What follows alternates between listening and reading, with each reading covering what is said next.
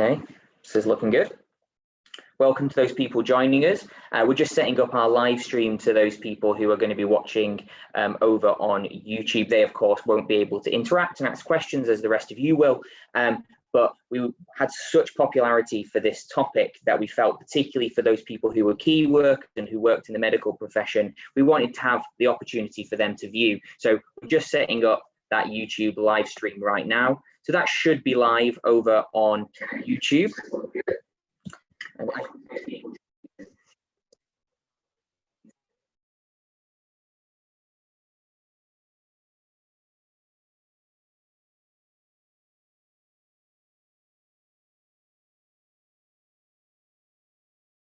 Okay, so we are now live on YouTube. So welcome to those people who are watching us on YouTube. You're really very welcome. I do want to remind you that you, unlike our other attendees, won't be able to ask questions or interact with our panel today. But we thought it was important, and for those people, particularly key workers who expressed a real interest in today's topic, that they were able to watch along. So it will be there. We will also record this panel discussion today, and we will put that out onto YouTube on the Chelsea Physic Garden YouTube channel, probably by Wednesday of next week, because it's the bank holiday. So if you just bear with us, we're just getting ready, and we're going to get going around 11:05 when I will introduce our wonderful panel for today, which we are going to be discussing the topic of food in health and medicine. As you all know, that's why you've come to join today. I'm very excited about this topic. I know that my mum is going to be watching today, folks, and she wants to find some validation for putting hot garlic in my ears when I was a child. So maybe our panelists will think that was valid, or maybe they'll tell her she was wrong. I know which one I'm hoping for. Okay, so we are now all set up on YouTube, which is fantastic. So we're just going to wait and give more opportunity for our attendees to join. So thank you very much if you've joined already. It's really great to have you here today. The Chelsea Physic Garden is closed. We are unable to open because of government advice at the moment. And we thought it would be a really great opportunity to bring some of our community and our wider community of people we connect with into the discussion. So we're really, really happy to have the College of Medicine and Living Medicine as partners for this panel discussion today, where we're looking at the role of food in health and medicine, which is fantastic. As I say, we're just waiting, giving people an opportunity to get their head around the technology. Not always easy with these new Zoom calls, so we're just going to give people a chance to get in, probably get started in around 2 to 3 minutes. So welcome if you have. You'll hear this multiple times if you've just joined, because I'm going to repeat it again just before we get started. But for those who've already joined, this is a Zoom webinar. It's not a Zoom call. So you may have been on a Zoom call before. This is slightly different.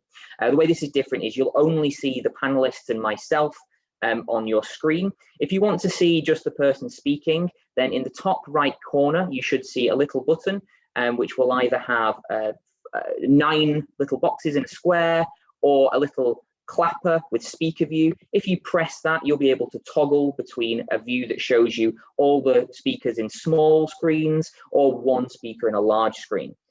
Unlike a Zoom call, we won't see you and we won't be able to hear you. So your microphones and your pictures are muted. So you'll only see and hear from us. But we do want to hear from you. We want to hear what you have to say. We want to hear what you're interested in. So we have a few ways that you can do that today. If you go to the bottom of your screen, you'll see a little bubble, a little speech bubble that says chat. If you're on an iPhone or on any sort of smartphone, you may need to tap the screen once to see this. If you click on that, you'll be able to get into the Zoom webinar chat function. From here, you can send messages to myself and to the panelists, and you can talk amongst yourselves if you'd like. So that's a place to just have some discussion. There is also a Q&A function. This one's also down at the bottom, and it looks like 2 little speech bubbles and says Q&A on it. That one's a little bit different. What that one allows you to do is ask a very specific question. We are going to have a Q&A session at the end of today's panel discussion. And so if you would like to put your questions to our panel in there, your questions about food as medicine, food and health, then pop them in there. And then Michael and myself will be looking at those as it goes on, and they'll be introduced to the panelists. We are also, I'm not going to launch it just yet. I'm going to wait till more of our attendees have been able to join. We also have a poll function. So I'm going to be asking you a question today. You don't have to participate, but you can if you'd like, just to understand what people's level of familiarity with using food as medicine is. So I will also send that out and you can choose to participate or not as you wish. So we're just giving people a few more minutes to join our call, and welcome to everybody who is watching over on YouTube at the moment. It's our first time trying to stream one of these events on YouTube, and we felt it was a really good one to do because we had such a huge amount of interest in this topic. I think where the interest we've had, particularly from key workers and those in the medical profession, has been great. And so we wanted to give people the opportunity to be able to watch the panel discussion, even if they weren't able to participate. But for those lucky people over on the Zoom channel, you can participate. And as I say, I apologize for those who've already heard this, but I'm going to go through it one more time, which is that there are multiple ways to participate in today's session. We have a chat function if you'd like to just have comments or maybe speak to your other participants. You can put them in the chat. You can also put questions in here if you want. There is a Q&A function, again, this is at the bottom of your screen, or a tap if you're using an iPhone or some sort of smartphone device. That allows you to ask more specific and targeted questions, and that'll be great for the Q&A section that's coming at the end of this. And then there's a poll question that we're going to put out just to get a sense of people's understanding and familiarity with using food as medicine. Okay, folks, we're going to get started in 1 minute. So I'm just going to give a brief introduction to today's event, and then I'll hand over to the wonderful Michael Dooley. So today's event is In Conversation, Food in Health and Medicine. And it's a panel discussion with our wonderful panelists who will introduce themselves in a moment. And this is a Zoom webinar, so you won't be able to speak, and we can't see you. And to change your view, in the top right corner, you can toggle between gallery view and speaker view. If you want a bigger picture of the person speaking, or you want to see everybody all at once. If you want to talk to us, you can do so through the chat function, where you can just make comments or talk to each other. If you want to ask a specific question, we'd really like you to do that. Any that come up as we're speaking, please pop them in the Q&A function, which is the 2 speech bubbles with Q&A under it, and we will pick those up when we come to the Q&A session towards the end of our talk. I'm also going to launch now a poll question. This poll question is, how often in the past have you used food as a form of medicine? We'd just like to understand from all of you watching today, how often and how comfortable you are with using food as medicine. So you don't have to answer that, but it is there if you would like to give us your opinion. I'm going to hand over in a moment to the wonderful Michael Dooley from the College of Medicine, who's going to be our chair for today, and he'll introduce the rest of our speakers. I'll be here for any tech issues anybody might have, so if you do have any problems, please just pop them into the Zoom webinar chat, and I'll see if there's anything I can do about that. My name's Tom Gilliford, and I am the Commercial Director at Chelsea Physic Garden. We're not able to be open at the moment because of government rules around lockdown, so we thought we'd bring to you this digital event today. Chelsea Physic Garden, as I'm sure many of you know, I'm sure we've got many friends watching today, has been around for nearly 350 years, and it is a botanic garden collection of useful and medicinal plants. And so we've always had this great heritage of growing things that can help human beings be healthier, which is why we're particularly happy to have this discussion. I'm now going to share with you a really, really short video. We wanted to bring the garden to you today because we're not able to be there. And these are a few of the medicinal plants that are currently growing in our garden. This was taken last week. To show you what is actually going on in the garden right now and connect you with the discussion we're having today.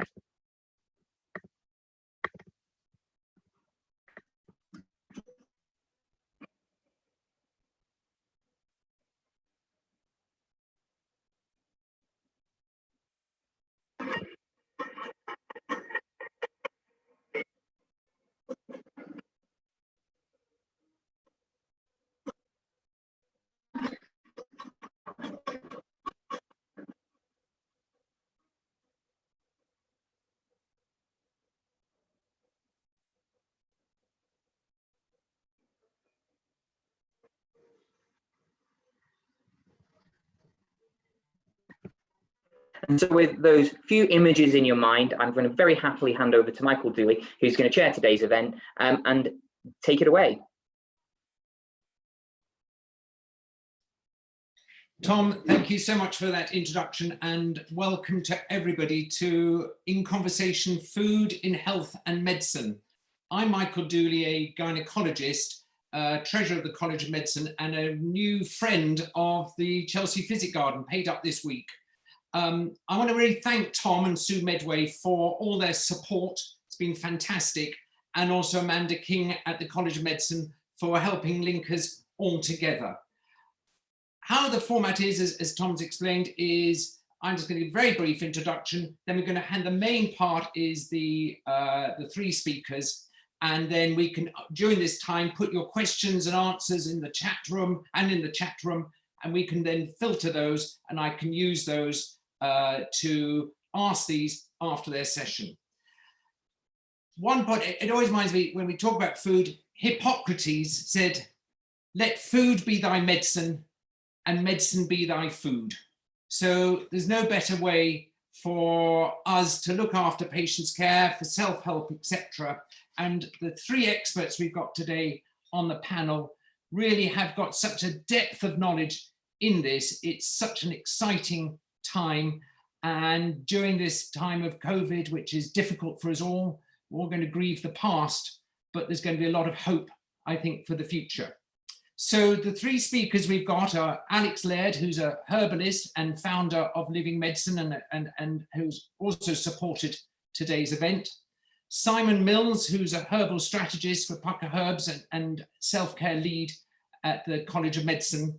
And Michael Dixon, who's a Devon GP, chair of the Institute of Social Prescribing and chairman of the College of Medicine. But they're going to give a little bit about their background. So enough from me. So I'm going to hand over, first of all, to Alex, who is going to take over. Alex is going to talk for 5 to 8 minutes. Everybody's going to talk about that. And do put your questions in, and then we can ask those at the end. Over to you, Alex. Further away from the computer, so I hope everybody can hear me okay. Welcome from lockdown Fulham, my kitchen. As Michael said, I'm a medical herbalist, and you could say that I'm the kind of modern version, as is Simon, of the apothecaries who set up Chelsea Physic Garden back in the 17th century, but we're the 21st century kind of equivalents. And part of what I do, I work in a hospital dermatology department, which is a teaching clinic at Whipps Cross Hospital. And I also work at Breast Cancer Haven, which is a support centre for people with breast cancer. And a big part of my job is actually teaching people how to look after themselves. What is self-care, both in our lifestyles, but also in food as medicine, which is accessible to everybody. We can all get foods, understanding how to use foods and understanding what they are, what are their healing properties, and which are the most appropriate foods for particular conditions can be incredibly helpful, along with obviously understanding more about the concentrated herbs and spices that we can also get access to really easily. So yeah, Living Medicine basically runs sessions for people to learn how to use plants as medicine, patients and public alike. So why is food medicine? And how is food medicine? Well, you saw in the images from the garden that we've got pomegranate. I don't know if you saw the pomegranate in the garden, which is already fruiting, which is really exciting. We had fennel, which is from the fennel celery family, which is a wonderful antispasmodic in the gut and also helps to get rid of phlegm. We had the fantastic artichoke here. That's a globe artichoke, which there's also some evidence for, particularly the leaf helping to lower cholesterol, but it's a great food. So the leaf itself, which is very bitter indeed. Bitters, we now know, have a major effect, more to be elucidated about how it's exactly working, but bitter tastes help to support our immune responses, as well as, in this case with artichoke, particularly helping with digestive function, which appears to help lower cholesterol, or the negative cholesterol. So We've also got rose. Now the rose, this one actually is called Madame Isaac Pereire, and she is one who grows, I'm very lucky to have a garden, and she grows beautifully as an old rose. And the scent coming out of this is beyond description. It's very, very strong, and it makes a wonderful tea. And this was one of the most, you could say, popular, well, most used plants in the 17th, 18th, 19th centuries by the apothecaries. Actually, the apothecaries rose, or Rosa damascena, among the two particular, but this is related. And it makes the most delicious tea, where you simply infuse in some just off boiling water, a teaspoon of leaves in a cup, or preferably actually a whole pot. This actually isn't, this is lemon verbena, and it's so easy to do. But this gorgeous rose has associations with relieving depression, with supporting circulation, partly through the colors, the pigments in here.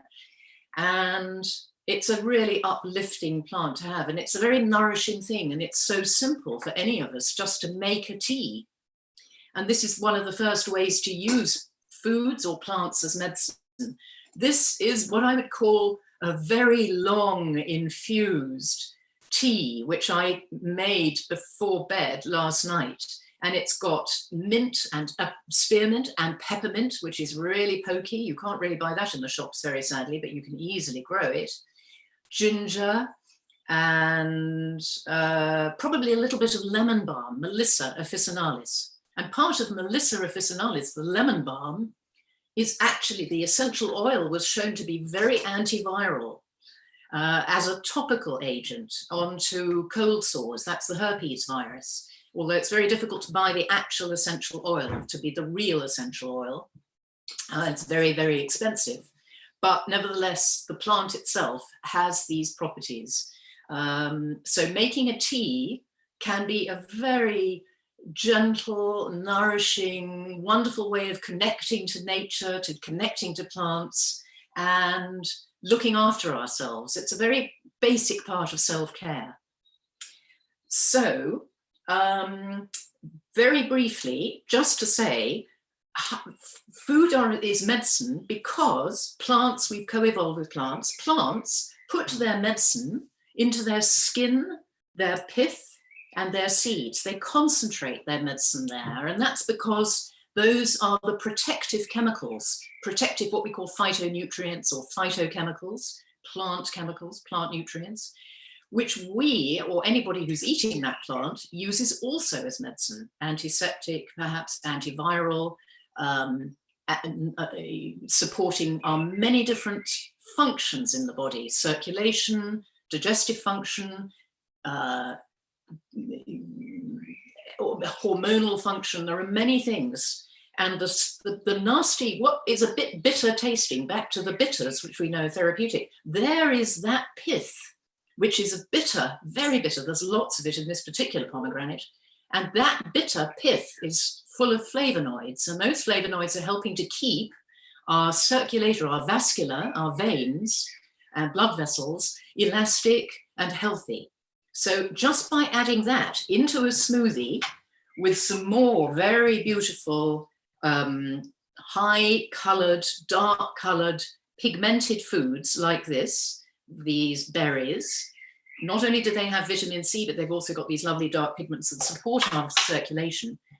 Adding that into, say, a smoothie, a fruit smoothie with 5 or 6 different fruits, including, let's say, an apple, half an apple, core as well, and the seeds and the skin, it's edible, along with topping it with the slow releasing, nerve supporting, mood supporting, gut supporting, prebiotic, feeding good gut microbes, which is where much of our immunity is. Oatmeal, very slow release, is the oatmeal, more so than oat flakes. A handful of lots of nuts, mixed nuts, and some ground seed, linseed, sunflower, and pumpkin. That will keep, that's what's powering me now for the next 4 hours. That was my breakfast. Just a couple of tablespoons of oatmeal, hand flour, a hand of that, and a hand of that, plus the lovely array of fruits, and you've already set yourself up for supporting the many functions in the body. So that is why food is medicine.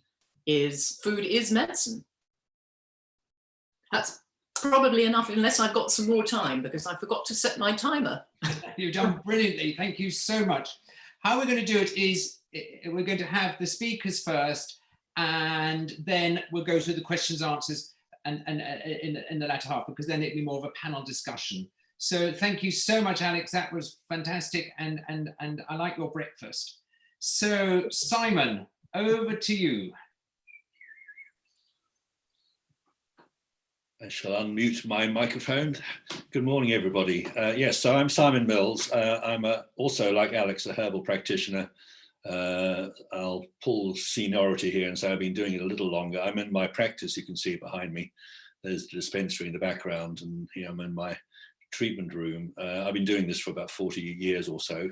But I'm also involved in lots of other things, and fellow trustee with Alex of Living Medicine, and self-care lead at the College of Medicine, where we're working with the two Michaels, and Michael Dixon you'll hear about later, speaking very much more about the college. So yes, we've got 5 minutes to talk about food as medicine, and that's something that might take 5 months of one of the courses that I've often been involved with. So this is going to be exceedingly lightning fast. And I thought I would focus on one area that we can all access, which is our kitchen spice cupboard. That's something that we should all be familiar with, and hopefully some of us are more exotic with our spice choices than others, but it's well worth exploring this. The spices are often, we're talking here about ginger and turmeric and cinnamon, chilies, all the things in the brown labeled, the brown top pots like cumin, coriander, cinnamon, I mentioned cardamom, and so on, all are traditionally used as digestive remedies, and obviously before fridges and when food was often of a little bit uncertain provenance, you needed something to help with digestion. So it was frequent, particularly near the equator where things were hot, to have a lot of spices in your food.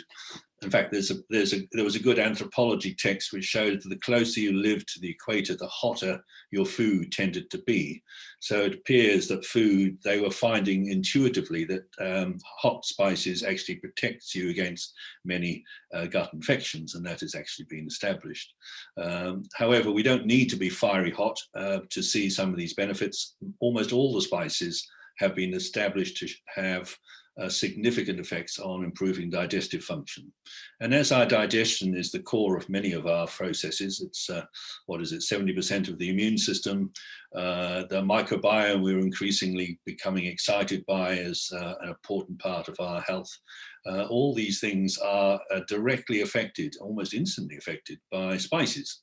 And so, as I said, very easily accessible. We should all have them. And I would encourage you quickly to start learning how to use them. And there's Indian food, there's Asian food generally. My own favorite is Persian food, which uses spices widely, lavishly, and combines them with all sorts of other types of foods, often very colorfully. Alex mentioned the colors is important because the pigments in plants are often very important remedies for us, particularly on our blood vessels. But if you take something like turmeric, which is one of my favorites, bright yellow pigment, of course, but it's been used for thousands of years across Asia, and is the average Indian would consume 2 to 5 grams of it every day. So it's clearly widely used and essentially safe. We're finding more and more how it modulates our gut and our inflammatory processes, and we're now beginning to label it as a prebiotic because there's all sorts of ways in which it interacts with our relationship to the microbiome, the good guys, hopefully, who live in our bowel. Turmeric is increasingly showing value right across the body for its inflammatory effect. But here's an interesting thought. The main constituent of turmeric, curcumin, is very, very poorly absorbed. And so there's all sorts of talk about giving nano-pharmacological applications of high bioavailable curcumin to try to get it into the body. But if you look at the way in which it's naturally consumed, clearly not much of it did. So if curcumin and its other ingredients of turmeric are active, it's probably because they work directly on the gut wall. And therein lies many of the mechanisms that we can see, including a wide round the body inflammatory modulating effect. So these spices, and follow them up. There's lots of stories about them. There's a wonderful book in the British Museum called Dangerous Tastes. The British Library, I beg your pardon, Dangerous Tastes, which is the background stories of our relationship to spices. Well worth a read.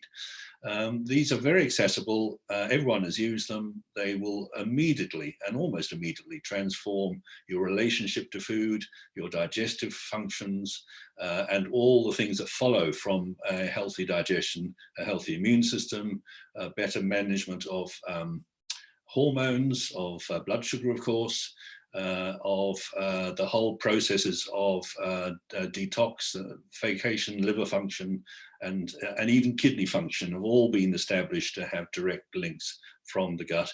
And anybody can use spices themselves today, tonight. Look out a good recipe and start piling them in. Don't dribble them in. Just put them by the heat teaspoons. You need a good whack of them. Most of the original dosing with spices and original herbal remedies were what we used to call heroic. You don't put a dropper in, you put gobfuls. Go for it and get the immediate effect. People often think about herbs as something that takes months to unravel. It's not that the herbs take months to unravel. Sometimes the conditions we have to manage take months to unravel because they took years to get there in the first place. But most of our forebears were in the first line emergency medicine. There weren't ambulances or A&E wards.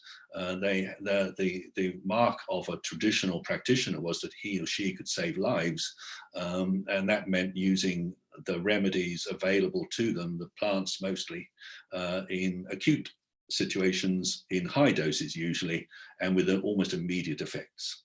So it's a great resource. We can tap on that in the conversation later, but yes, I'll pass you over to our next and esteemed colleague, Michael Dixon. Simon, thank you so much. You must have been talking to Rick Stein. He was on the program yesterday, one of his TV programs, about the benefits of herbs in Mexican food. No, absolutely. So great supportive. No, I mean, every cuisine apart from us boring Brits is exceedingly rich in spices. Yeah. Simon, thank you so much. And there's a lot of questions coming in, so keep the questions coming. People seem to be using either the chat Q&A. Don't worry, I will look at both, and Tom and I will look at both. So I'd like to hand over to Michael Dixon.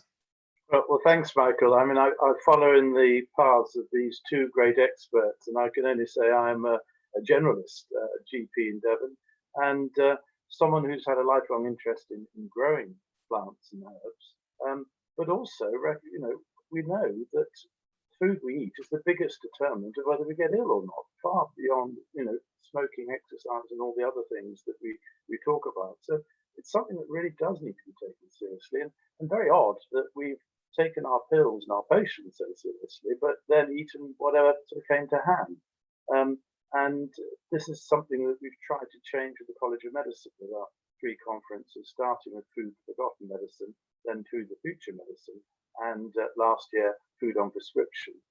So given that it's the biggest influence on our health and well-being, what are the sort of things that in general practice I'm talking to patients about? Well, there is almost a common diet for cancer, for infections, for heart disease, which is just lots of fruit and vegetables in particular, and certainly immune enhancing diet with dark greens like broccoli, with coloured root vegetables, carrots, and anything that ends in the word berry is something that I encourage all my patients to take. And they're great fun to grow, the different coloured carrots and broccoli, which we plant now and then harvest next spring. and a blueberry tree, very easy to grow in a pot. It needs a bit of acid with it, but my grandchildren are eating blueberries from about June till August, and incredibly healthy, good for the respiratory system, good for just about everything. And then in specific diseases, there are all sorts of things that you can give. I mean, if you look at the research of someone like Dean Ornish, who's a cardiologist in America, worth Googling, he's been using for prostate cancer a purely vegetable diet with pomegranates, as Alex has just illustrated, and lots of things that are red, and shown that you can not only prevent prostate cancer, but also you can bring the PSA down, and it could be used for the sort of patient where you're watchful waiting, and certainly with patients with advanced cancer, a nice sort of infusion where you mix a bit of apple, a bit of carrot, a bit of ginger is very enhancing in terms of their resistance. So I feel that there is an enormous unexplored territory here in terms of diet, and in herbs and spices, which Alex and Simon have described so well, we're just not using them enough in general medicine. You know, the cinnamon, the turmeric, garlic, the roses you described, Alex. You know, we know that rose is very good, not only used in the war for vitamin C, but also fantastic for arthritis. And in my own surgery, I have lots of aloe vera plants around the surgery, which I can use as juice for patients with eczema or wounds, infections. And some of my partners have a bet on afternoons as how many patients will go out with just an aloe vera leaf, but and no prescription. A bit of a challenge sometimes. In our surgery, we've tried to develop this ethos of people understanding, knowing about plants. So we've got a fruit and vegetable garden, we've got a physic garden with herbs and spices, all run by the patients, and latterly an Anton Chekhov garden. He was a writer very interested in herbs. And the gardeners say that they spend as much time talking to patients about how to grow them, how to use them, what their uses are, as they do being able to actually do the garden.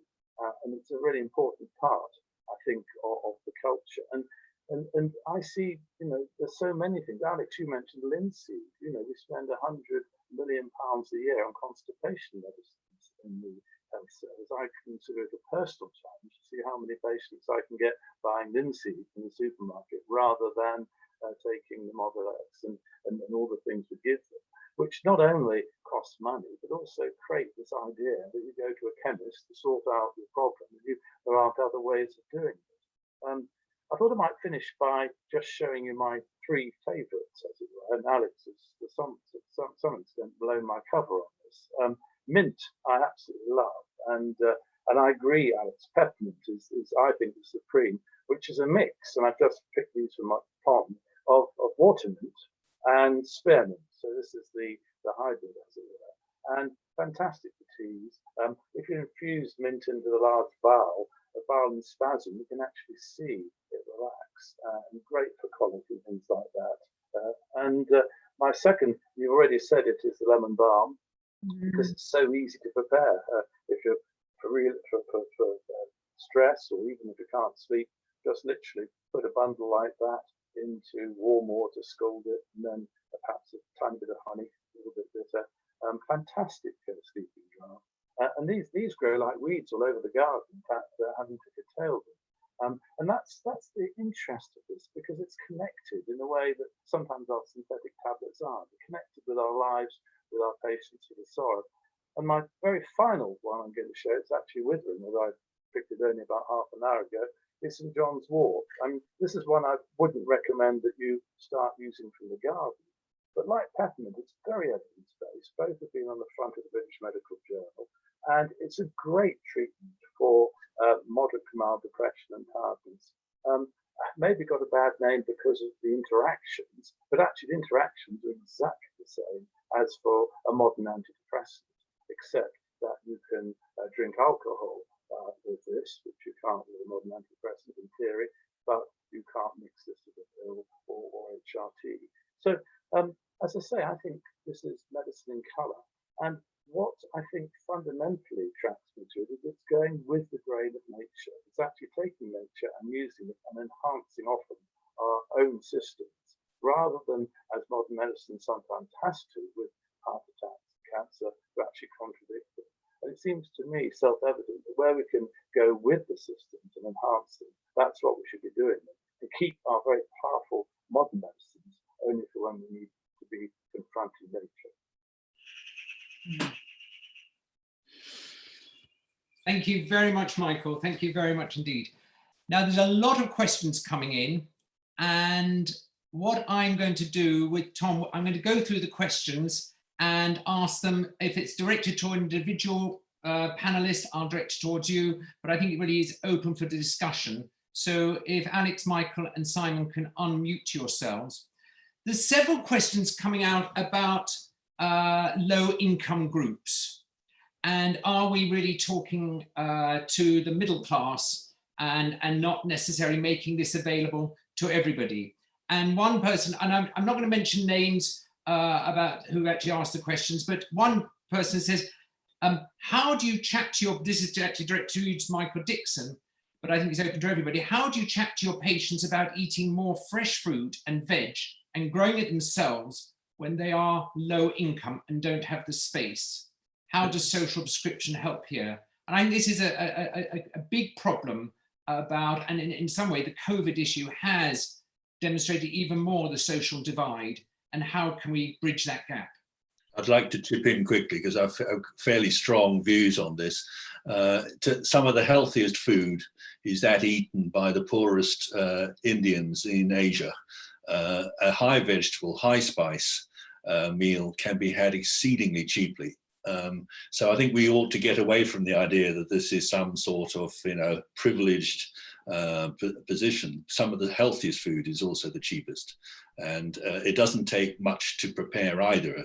We get frightened now by the sight of a stove, but in fact, all you have to do is put the pot on, throw the things in, put some water in and cook it, add the spices liberally, and you've got yourself a delicious meal for very little price. So I think it's a question of rethinking how we approach this topic. Michael? I think yes, I agree with Simon. There is a cultural element here. In Devon, it's not so difficult because most people do have access to a garden or allotments, and our social prescribing link worker often is enabling them to be able to grow things, join a gardening group, or quite often you've got an elderly person with a garden they can't use, you've got someone who wants to grow potatoes, and the mix is great for both, and also the social contact. Although I think there is also fundamentally a problem, and we've tried to confront this with a college, as Simon Tuckey will well know, where we brought together the farmers, the food producers, the retailers, and the food outlets.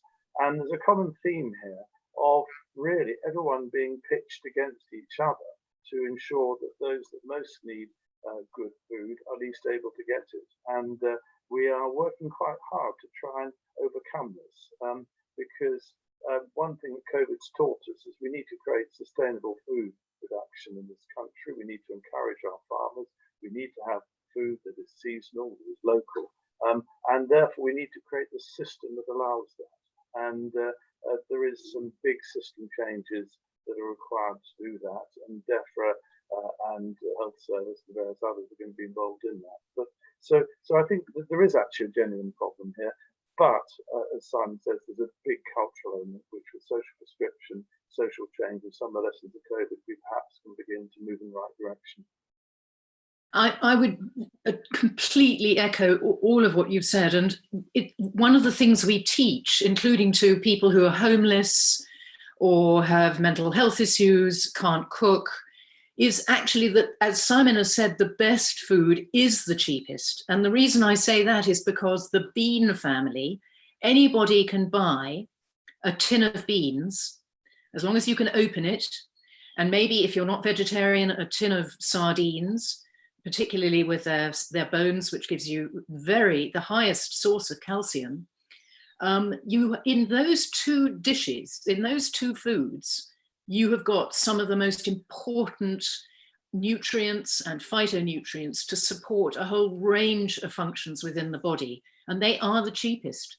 And you don't even have to cook them.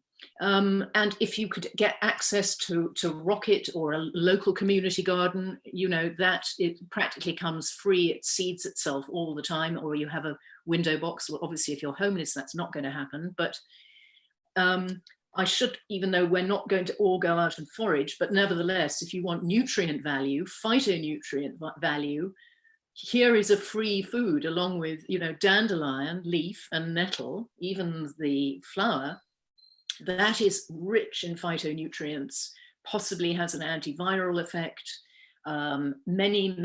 It's potassium rich. There are many important medicinal compounds in these foods. And I think it's really important to understand that sheep, and I was just thinking of the brassica, the great big 85 pence, I bought a great big greens, spring greens, a cabbage. That would last a week, 85p, even for a biggish family, all could have a bit. So I think we've just got to put the light to this, and the Real Food campaign that I'm part of, the Real Food campaign is really trying to get this across, what real food is and that it is affordable. Thank you so much. I think that's so true, isn't it? That there is this public image that it's not available, but I think your answers are all so correct. Now, this is an interesting question. I think it's open to everybody. Is there a credible information source that we can safely use as a reference for medical qualities of foods, plants and herbs? Simon, do you want to answer that first? It's one of the difficult ones, isn't it? Some of us have been involved in putting information out. From my side, it's been mostly to health professionals, and I put my name on a few books, for example. We're working on a project at the moment where we're putting online herbal information. So you'll be able to watch that develop if you look at College of Medicine link. There's ourhealth.directories. You can go straight to it on that address, ourhealth, one word, .directory. And you'll find all sorts of self-care resources, including around food and herbs, but also the much wider range of self-care follows on from a big project we did for the Department of Health with the College of Medicine. And so there's something called the self-care toolkit there. There's also up-to-date stuff, in fact, on how to look after yourself now during this current crisis. So you'll find, if you keep one thing that's been very helpful to us, I think, in general practice has been the THR scheme as well, which has told us that various herbs that are now THR, which is traditional herbal remedy, means they're quality controlled in a way that herbs weren't previous to 3-4 years ago when this was introduced. So as a GP, I can tell people to go and get St. John's wort or peppermint or devil's claw, and provided it's got THR on the side of the packet, that means it's quality controlled and is not sawdust and hasn't got various contaminants in it. Yes, thank you for that. Yes, that's one place to be sure if you go to a pharmacy or supermarket. If you see the THR on the pack, you'll know that it's assured independently for its quality. Yeah. Another way I think to get good information, when I started learning about foods as medicine, you know, I went to books like, I don't think it exists anymore, the Reader's Digest A to Z. That was very, I think it was called something like the A to Z of Healing Foods or Healing Foods. Dorling Kindersley did a book called Healing Foods, I think. I have written a book like Simon has, but specifically about what you can use in seasonally to support yourself, both as food, as medicine. It's called Root to Stem. The other book that I find hugely valuable, still today actually, is by a colleague of ours, called the Encyclopedia of Herbal Medicine. It's sometimes known as the Encyclopedia of Medicinal Herbs. So that's more about herbs rather than foods. It's by Andrew Chevalier, and it's Dorling Kindersley. Super useful, shows you also how to use them. But actually there is a bit of a dearth, you know, on books about food as medicine. Medicinal Cookery is one by Dale Pinnock. I think another one is Rupi Ojila. Dr. Rupi Ojila has done quite a lot about food as medicine in his cookery books, and is a great GP supporting, well, actually maybe an A&E medicine specialist. But anyway, he also supports food as medicine and teaches. If you look at the chat program on your on the program, Tom has been kind enough to put the different references that have been talked about. So anybody who's listening, you can use that. You can save the chat and use that later on. Linking that together, there's several questions coming up about interactions. And one states, given these medicinal properties in food, is there a risk of using too much of one food, tea, leading to a too high a dosage? And what are the interactions that we need to be careful about between different foods and drugs, as you mentioned, Michael, about St. John's wort and the contraceptive pill, etc.? Interactions and dosing. Can we have too much of it? Yes, I started the dosing hair running. Traditionally, there's two ways of dosing with a herb. I mentioned using it for its acute in heroic dosing to save lives and get out of trouble quickly. That dosing would never have been assumed to go on for too long. It was meant for short-term use.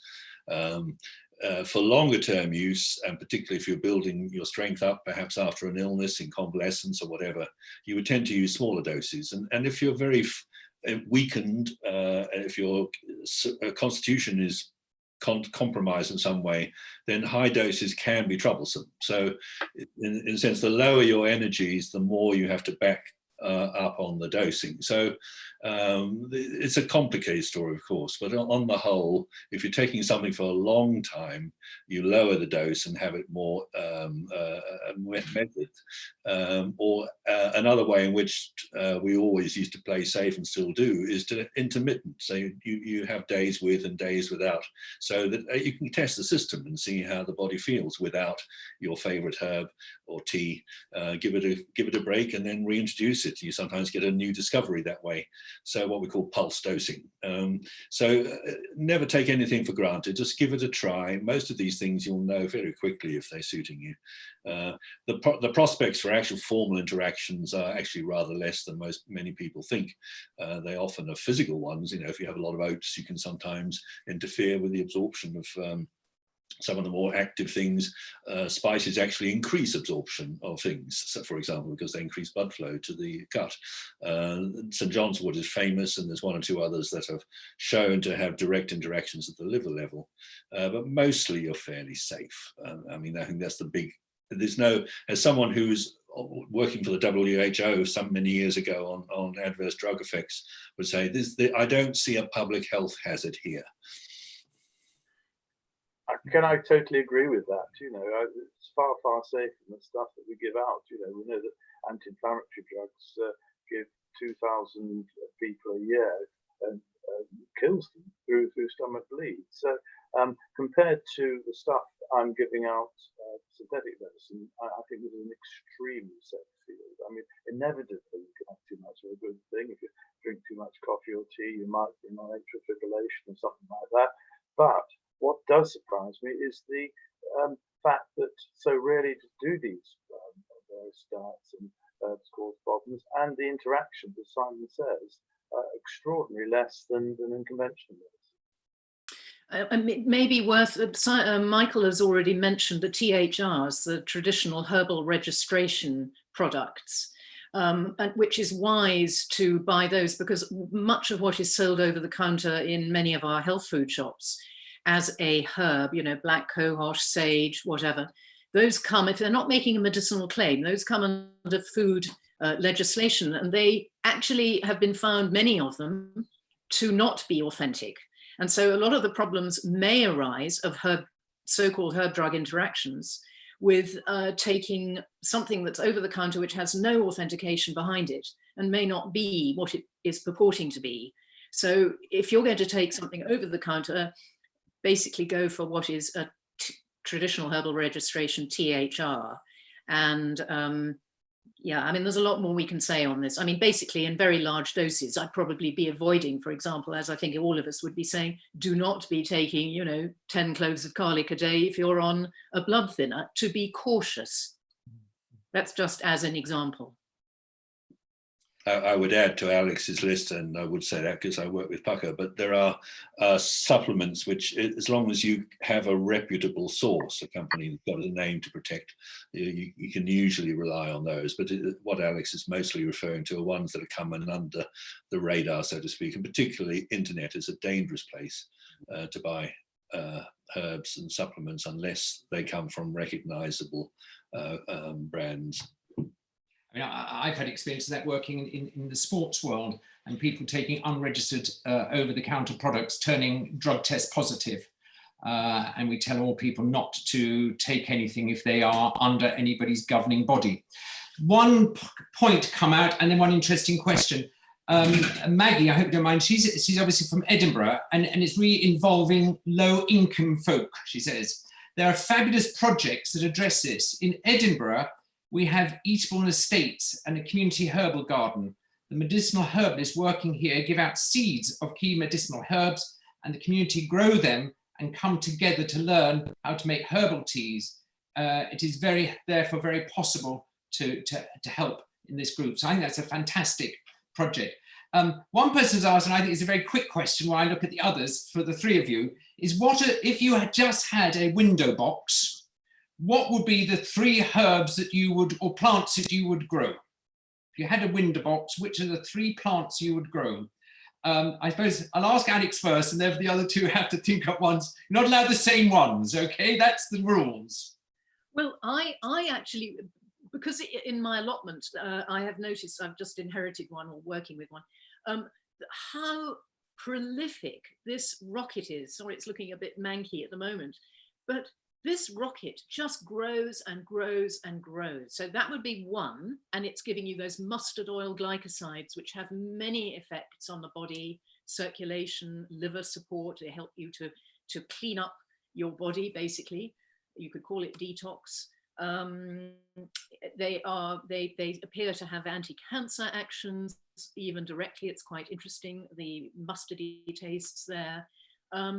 I would probably also put in lemon balm, because again, although maybe it's a close run thing with mint, and again, I would put peppermint in there, which you can buy from a garden centre or send away for. What would be the third one? Probably rosemary, because rosemary is so wonderful as it has so many actions. Again, it works on the liver, it works on brain circulation, on the circulation generally.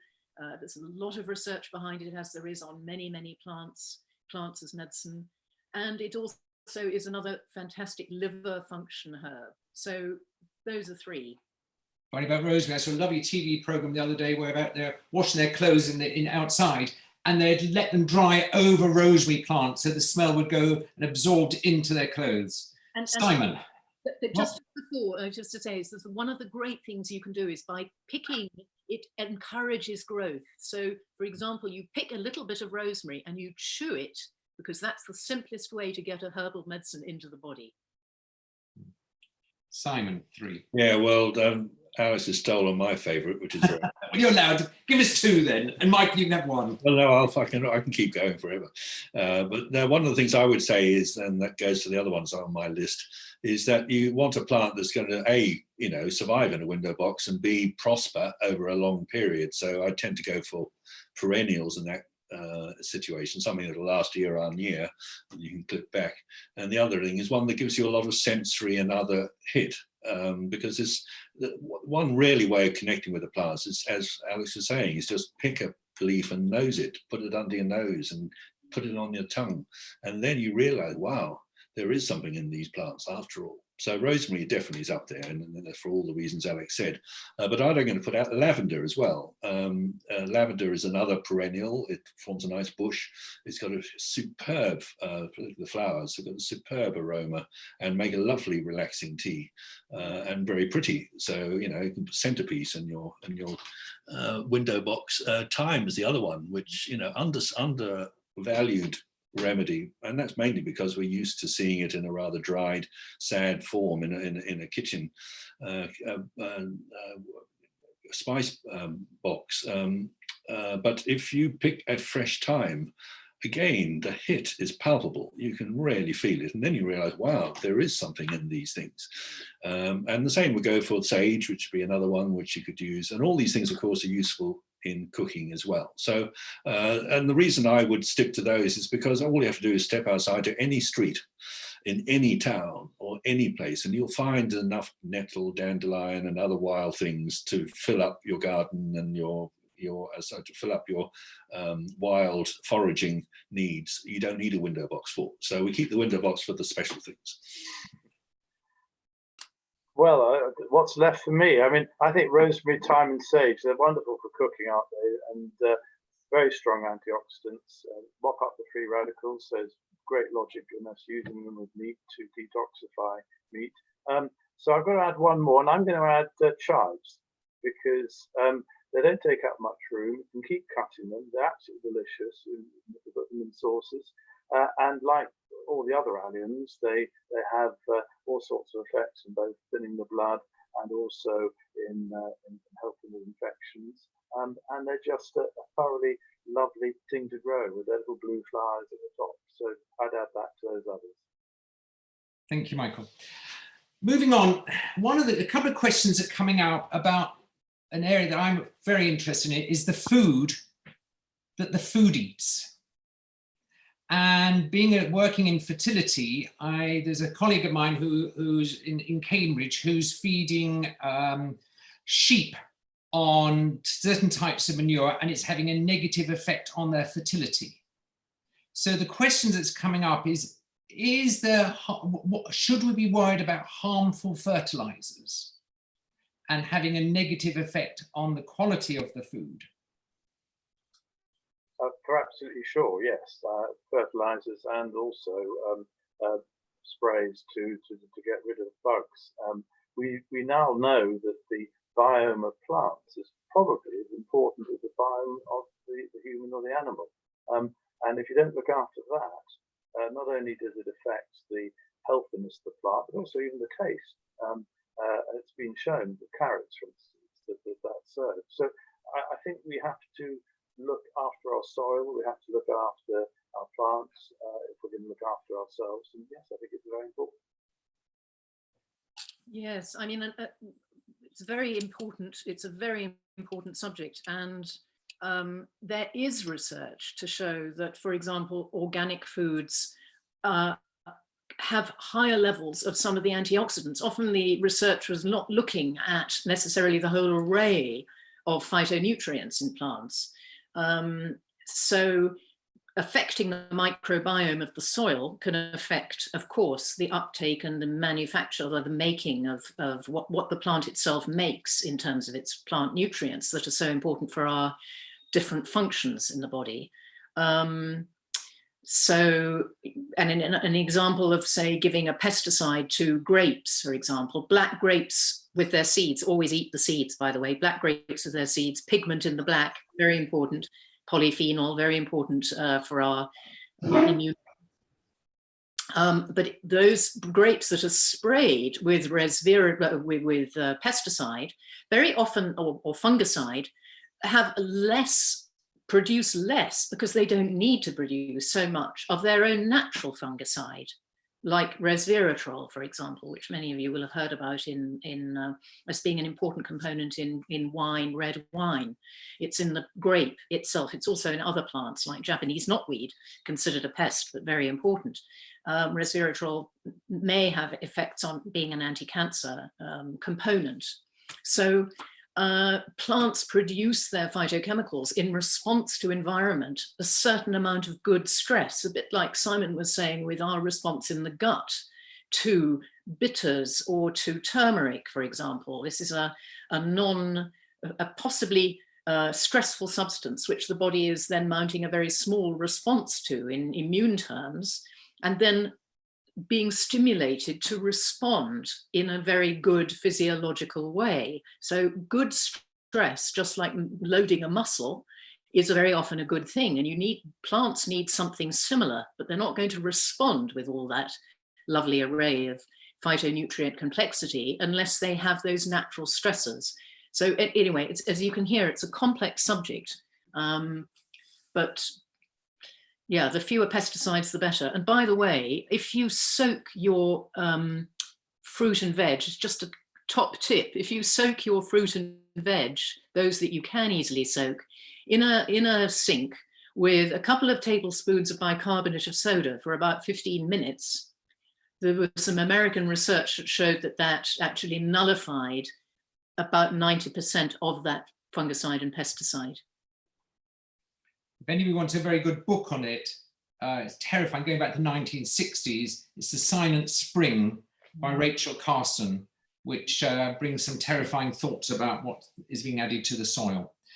I'm conscious about time, but one question that's come up, which I think is really for you, Michael Dixon, but I'd be very interested to hear everybody's comments, is why has there been such a resistance to the NHS, which is interesting, Alex, you're working within the NHS, undertaking the use of herb spices as medicine per se, when there's been such important information available about it?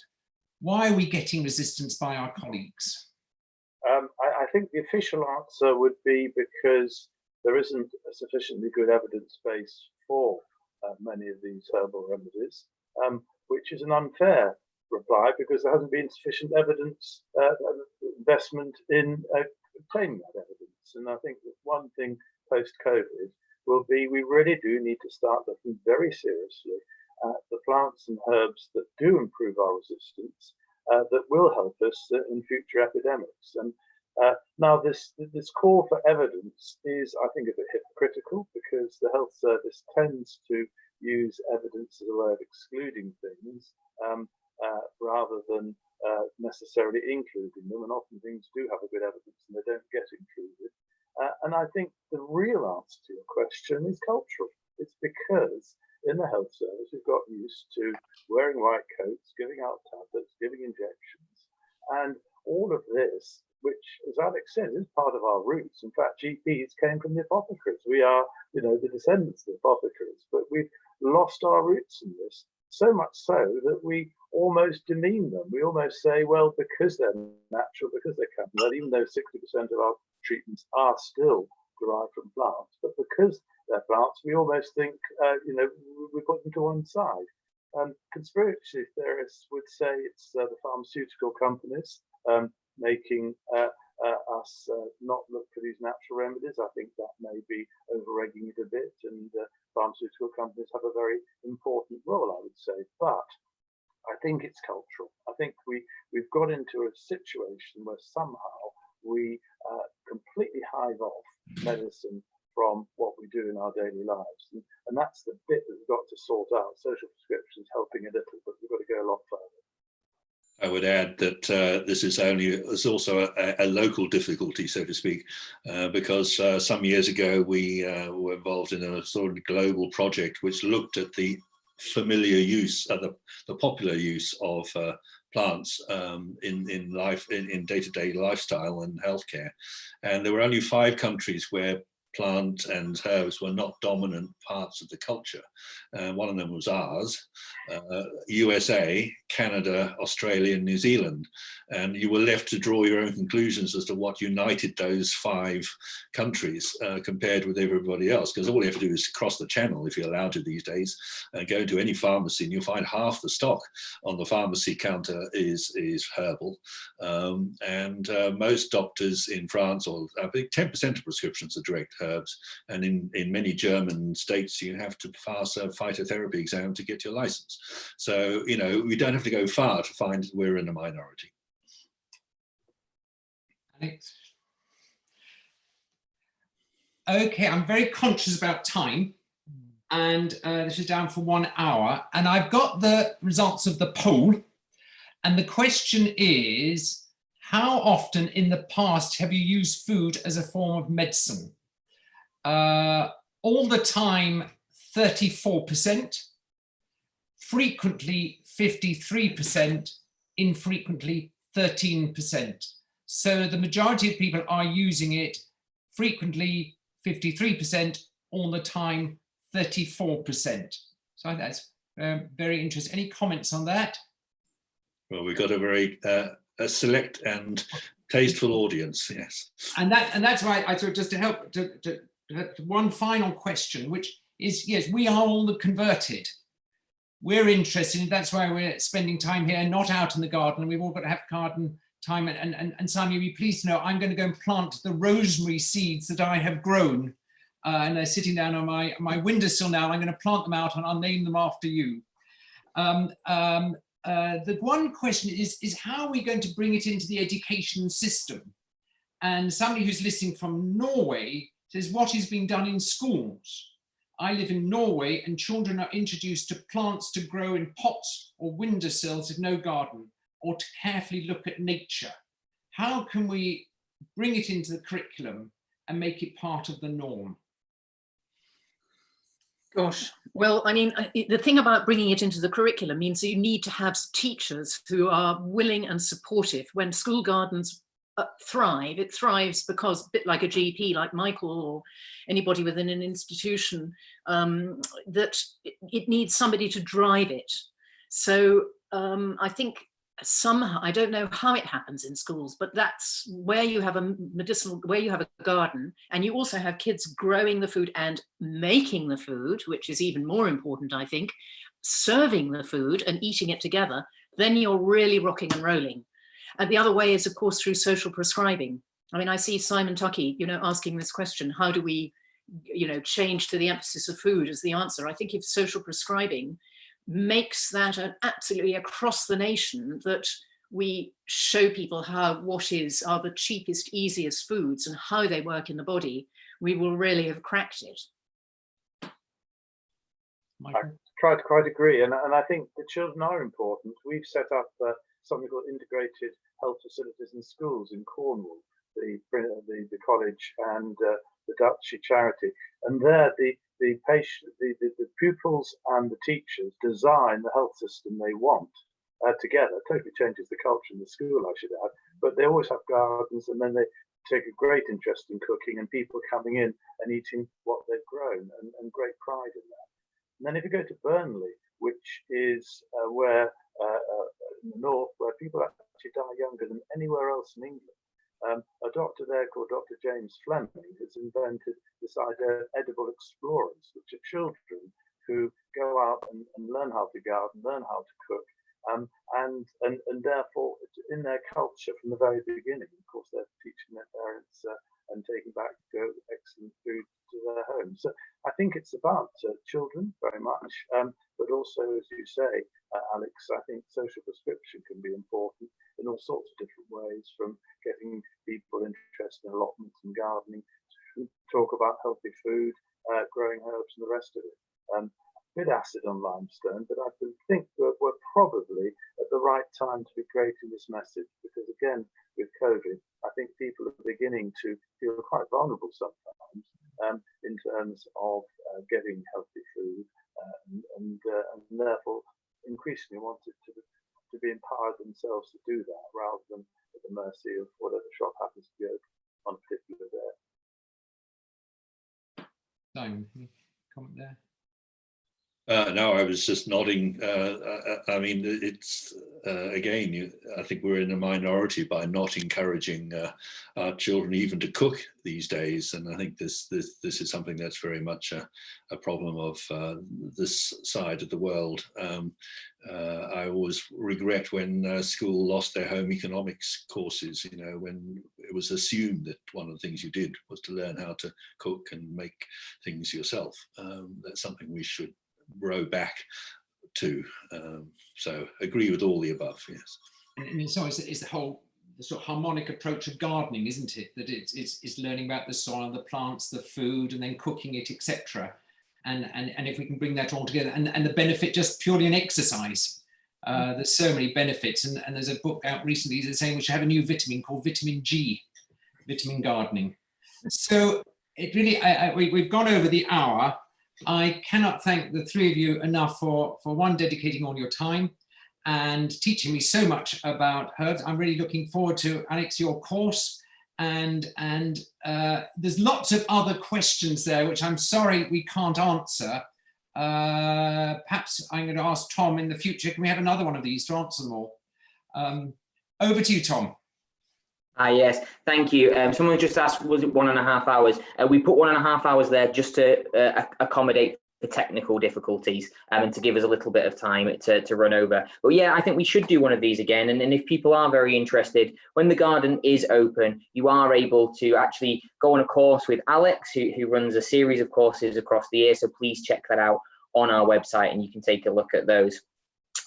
We're also going to put this video up on YouTube, on the YouTube channel. You can also find lots of other videos on there about herbs and other elements.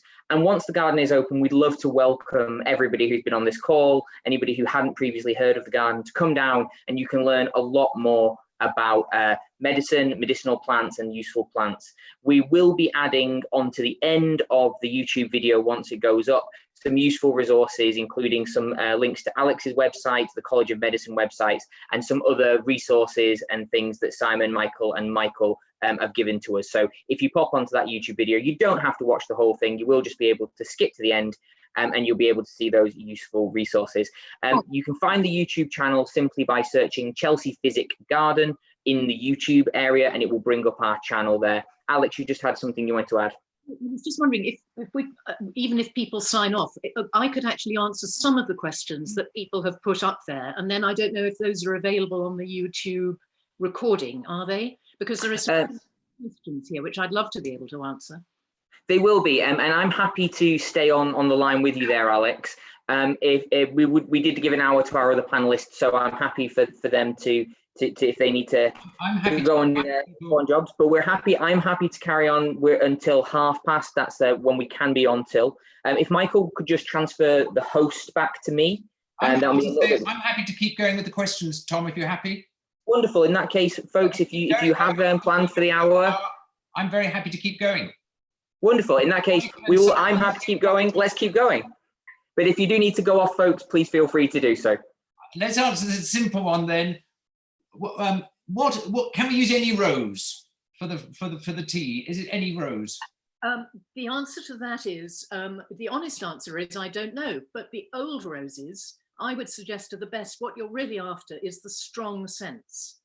And because of breeding, you know, with things like hybrid teas, we don't quite know what breeding has done with modern roses. But they're probably safe, and I can't say that. But we do know that somebody asked particularly what was the name of this rose, which was on Gardener's last night on the telly anyway, was being talked about. Madame Isaac Pereire. So that's Pereire. And she's a climber, and she is so prolific, and she's related to the damask rose. That stunning scent. So old roses, I would say, with lovely strong scents, and particularly the pink ones, yes. It's generally true that if you're looking for the most powerful effects, you go for the wild plants that our common kitchen varieties come from, and that goes for things like carrots and lettuce and so on as well.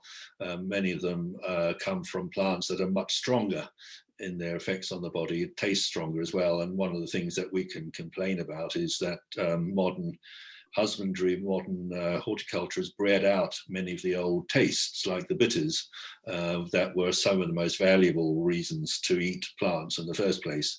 And Alex, you've mentioned about bitters and their likely effects on digestion. So we can sometimes think that we might be bitter deficient.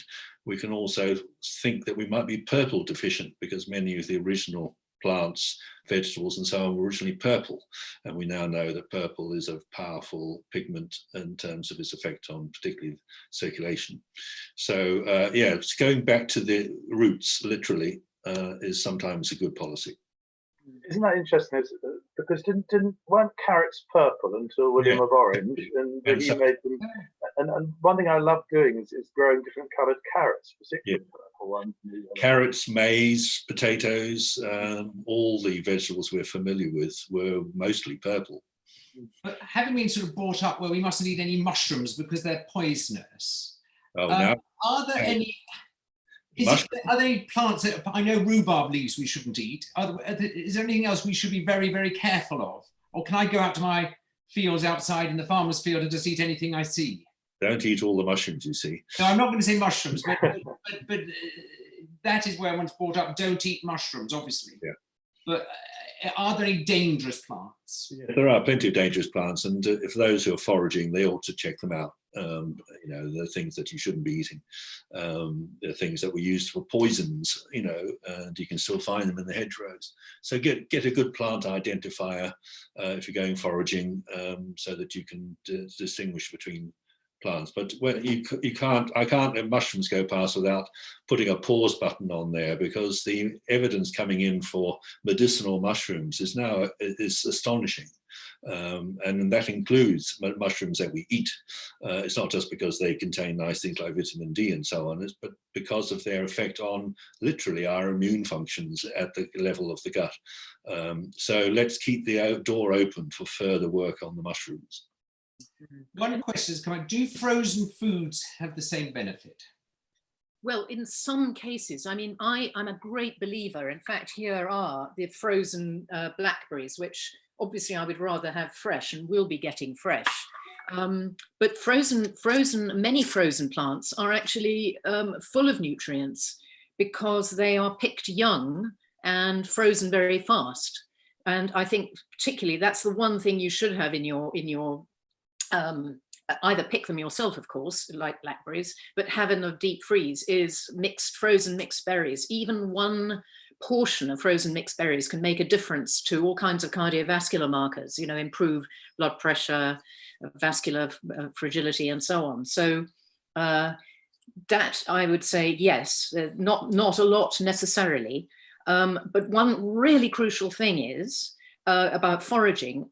My practice as a medical herbalist and my understanding of food was radically changed when I discovered foragers. So I would urge everybody who can access their local forager. The Association of Foragers is one source, in order to find somebody who can help, even on one session, and then, as Simon is saying, with a good book, to take you out and show you what is our free available food in the right places to forage, where it's allowed. And, you know, it's a life-changing experience, I would say. You see nature very differently in your relationship with it. Again, there's lots of comments which I think are very interesting about bringing it into the curriculum. And there's one of the participants is on sabbatical in Denmark, and her children did help to grow their daily lunch. So we can do that. And I think it's lovely. And one point I think is so true, that we're talking about bringing it into the school curriculum. There's very little in the medical curriculum. And perhaps I love the idea, Tom, at Chelsea Physic Garden, that medical students can be guides there. And I think that's a wonderful way of us getting back to what the Chelsea Physic Garden was set up to, as you know, by the apothecaries. I'm just quickly looking through other questions. A lot of people are talking about the roses. Can we grow ginger in the UK? I think so. I have never tried to do it, but Simon, you may know more. Yeah, no. All you do is you buy a fresh ginger root from the supermarket, and put it in the ground. You don't even have to put all of it in. You just take the bits, the buds that are showing, plant them in ordinary potting soil. They need to be kept warm. They're a tropical plant. I mean, the interesting thing about ginger is that all the ginger that we ever eat is grown in commercially, because it's extinct in the wild. It's been extinct in the wild for 2,000 years. So popular was this amazing remedy. So it's easy to grow, but it just needs to be kept warm. And if you have a glass house or somewhere you can keep the temperature up, then that's fine. You won't get a huge production, but if you're ever lucky enough to come down to the West Country and go to the Eden Project, they have this wonderful biome there where they grow ginger profusely. Great. Now I'm just quickly looking through the one question really to you, Michael Dixon. Is the THR criteria independently tested and proven? Yeah, yes, it is. It is, and the grasp by the companies was how expensive it is to get it done. But the great thing is the notes. Simon will know far more than I do about THR, but basically, no, it means that they're pucker. Yeah, they're independently certified by definition. They're licensed or registered with the Medicines Agency here, and the manufacturer is susceptible to overnight inspections and at no notice, and can have their business closed down. So it's a bit like a pharmaceutical company. It's independently validated, and it is extraordinarily expensive, which is why you usually have to pay more for them. But at least you get something that you can be independently assured delivers what it says on the label. As Alex said earlier, I feel that herbs have got a bad name because of all the rogue stuff that has been produced commercially for people wanting to make a quick buck but not caring much what people had, and that's a great sadness to me, because I think it put interest in herbal medicine back. But with THR, I think things are in a very different place now. I mean, one of the other things is that we were talking about education and schools, in forest schools, without them actually having to be forest schools. A lot of schools now are having a forest school session. And this is reconnecting people to nature, those children to nature, learning outside, becoming more friendly with the environment, with nature. And understanding that this can be part of everyday life, and bringing that food and the spices and the herbs, although admittedly you won't find so many of those actually growing like ginger out in the park, but nevertheless, just bringing it's very uncontroversial to bring more herbs and spices into your food. This is why we need, with the Real Food campaign, connecting with social prescribing, connecting with the wonderful medical students that are doing the education, encouraging for medical schools to be teaching doctors and health professionals about food as medicine. These are all the things that we can do to help, raise the profile really of food as medicine. And it's so colourful, isn't it? And I've been on Simon's walks where we've gone through a forest where he just a bit of grass and a few trees. And by the end of it, he's shown me 50 different sorts of things, including aspirin and God knows what else. It's there. These are things we should know about. It's a sadness that we treat our environment, with quite so much indifference. And just a comment here by somebody that UCL has brought culinary medicine into the curriculum this year in association with Culinary Medicine UK. And this is Jane, who is a lecturer on the course. So things are changing. Mm. And Jane Meert, who runs the Caversham practice up in Kentish Town, Dr. Jane Meert has just been saying they've got a garden in the middle of their surgery, a bit like Michael has one as well. And they do so much good. It's transformed the practice. And then lots of outreach, you see, to children, to parents. It's the most exciting thing. She says, we're cooking up a midnight kitchen coming soon, she says. Very exciting. I mean, that's, we need to get a model, or models, not one, but models of how, GP surgeries, which are still great centers for so many different kinds of people to meet. They're very democratic in that sense, egalitarian, as a way of people connecting over food. And still being involved in secondary care, I hope we can get into hospital care as well. We mustn't forget that the gardens in hospitals, the gardens at hospice and everything. I always have to stand up for secondary care, because that's as important, and we've got to break that barrier and all work together across the board, and that's what true integrated medicine is, in my opinion. Yes, Michael, but I think that we need the gardens and secondary care to be educational and effective. I mean, I can't pretend to being halfway there myself. My vision is that one day you come to my surgery and you'll have to knock through the cabbages and the leeks and everything else even to get to the front door. Sadly, we're not quite as productive yet in our gardens as that, but eventually they should become places where we not only get the exercise, the education, the rest of it, but also the occupational experience, part of the community. We should be making gardeners from people who want to take that out in short courses and the rest of it. It should just become the whole hub of the community, connected. Finally, conscious about time, Any final thoughts from the three of you? Somebody actually just asked about how do we discern between useful bitters and poisonous ones, or are they all useful in moderation? That is a leading question, but in a nutshell, you have to know. So we have to teach people about what's useful, but mostly culinary ones like chicory. Those are the things that you can add into your diet and can help to make a difference. But that needs a longer answer. Just widen your diets, everybody. That's all I would say. Aim for 30 different foods a day. 30 different foods, not fruit and veg, but different foods, including olive. 30 different foods. Pepper, olive oil, anything. Yeah. That's your take-home message, Simon. 30 my take-home message is literally a late night remedy which we've neglected, which is cocoa, chocolate. One of the best remedies, and is wonderfully enjoyable. 70%, of course, if you're using chocolate or a cocoa base, but the amazing effects of cocoa on the circulation. Some research shows that it's within a day or two you'll get significant benefits for your cardiovascular system and your blood pressure management and so on, and it's so lovely. And so we don't have to think of this as hard work. Enjoy your food, finish off your meal with dare I say it, a tot of red wine, have your garlic in your food and a nice piece of dark chocolate at the end, and it's great fun. Enjoy.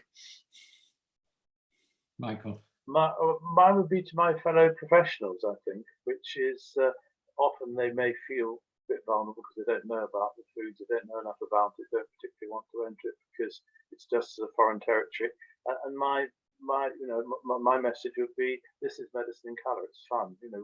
So many of our colleagues are demoralised and fed up with their daily work. This adds colour and interest and vitality to it, and also a talking point with your patients. So don't be afraid. Start up, go to one of Simon or Alex's courses. Simon was the one that launched me into this in the first place, and just be enthused and go on from there. You don't have to do it all at once. Thank you again very, very much. Over to you, Tom. Just again to say thank you so much for our panelists there, and thank you so much for having that extra time with us and answering those last few questions there. We really appreciate that. So just again to say that we will be putting this recording up on our YouTube channel. We'll do that probably around Wednesday of next week. It takes a little bit of time to get it up there. And we will put some of the resources and things we've discussed. We'll also pull a few of those questions that weren't answered around specific resources and see if we can add those on to the end of that. So massive thank you all to the people who've also watched. Thank you to any friends of the garden who are there. Your support is always welcome. To members of the College of Medicine, and to those frontline workers who joined us for today's session. We really appreciate the time that you've given to listen to this, and really appreciated the great questions that we've had. We look forward to welcoming you to Chelsea Physic Garden once times are back to normal, and you can see a lot of the things that have been discussed in today's in our various parts of our garden. So thank you, and please enjoy your rest of your day. And I know I'm going to be thinking a lot more consciously about my lunch, and I suspect a lot of other people will as well. So Michael, you're the host, so you're going to actually have to end the session today. I can't close it, but if you hand the host back to me, I'll be able to close it off for us. I can end it. So once again, hope everybody enjoys the rest of the weekend. 30 foods, I'm going to start counting now, and all look after yourselves. And thank you again to the College of Medicine and Chelsea Physic Garden, and we'll all meet again soon, I hope, in the real world. In the real world.